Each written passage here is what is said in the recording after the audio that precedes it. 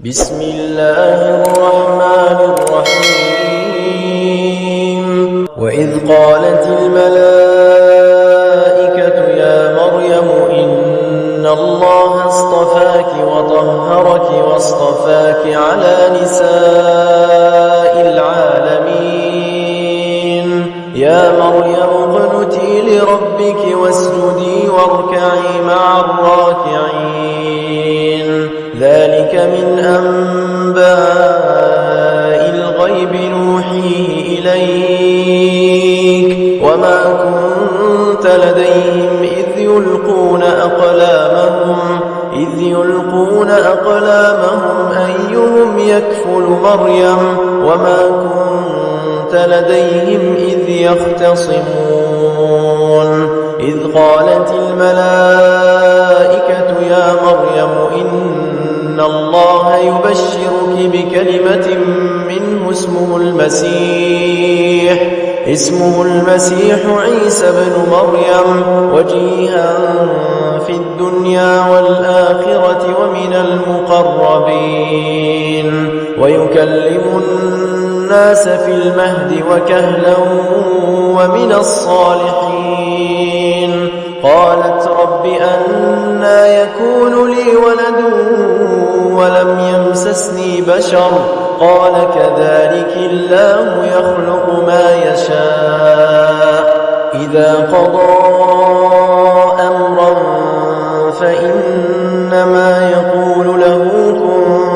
فيكون ويعلمه الكتاب والحكمة والتوراة والإنجيل ورسولا إلى بني إسرائيل أني قد جئتكم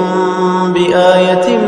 من ربكم أني أخلق لكم من الطين كهيئة الطير فأنفخ فيه فيكون طيرا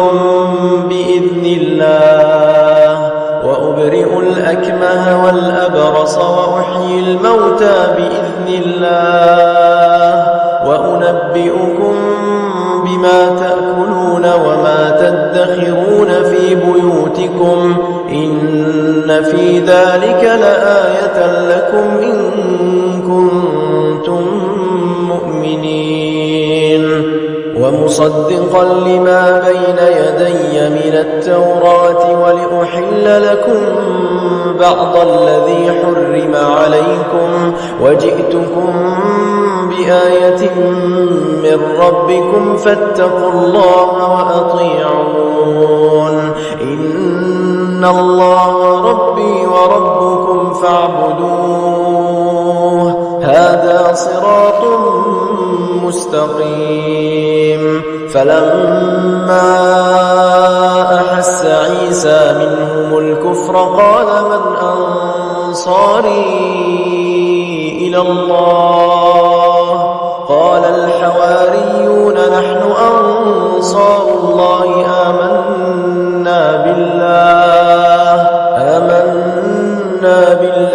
واشهد بأننا مسلمون ربنا آمنا بما أنزلت واتبعنا الرسول فاكتبنا مع الشاهدين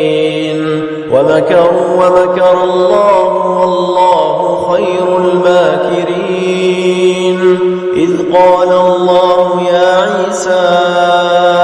إني متوفيك ورافعك إلي ومطهرك من الذين كفروا وجاعل الذين اتبعوك فوق الذين كفروا إلى يوم القيامة ثم إلي مرجعكم فأحكم بينكم فيما كنتم فيه تختلفون فأما الذين كفروا فأعذبهم عذابا شديدا في الدنيا والآخرة وما لهم من ناصرين وأما الذين آمنوا وعملوا الصالحات الصالحات فيوفيهم أجورهم والله لا يحب الظالمين. ذلك نتلوه عليك من الآيات والذكر الحكيم. إن مثل عيسى عند الله كمثل آدم خلقه من تراب ثم قال له كن فيكون. الحق من ربك فلا تكن من الممترين. فمن حاجك فيه من بعد ما جاءك من العلم فقل تعالوا ندع أبناءنا وأبناءكم ونساءنا ونساءكم